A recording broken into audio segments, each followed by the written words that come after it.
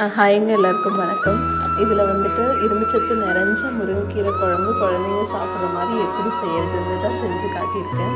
First பருப்பு வந்துட்டு 3 whistle விட்டு எடுத்துட்டு அந்த பருப்பு கூட நம்ம முருங்கைக்கீரையும் கிழங்கும் போட்டு வேக வச்சிடணும். அது நான் முன்னாடி கிளிப் எடுக்க விட்டுட்டேன். அடுத்ததாக மசாலா ரெடி பண்ணிக்கலாம். எண்ணெய், வரமிளகா, அதுக்கப்புறம் சின்ன வெங்காயம், வெள்ளைப்பூண்டு. அதுதான் ரொம்ப மெயின் இந்த முருங்கைக்கீரை குழம்பு.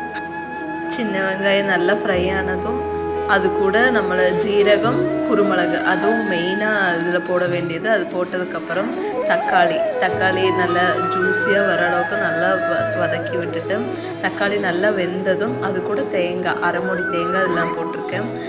தேங்காய் நல்லா வதக்கிட்டு அதை ஒரு பக்கம் நம்ம ஆஃப் பண்ணிவிட்டு ஆற வச்சிடலாம். மசாலா ஆறுனதும் அதை அரைச்சி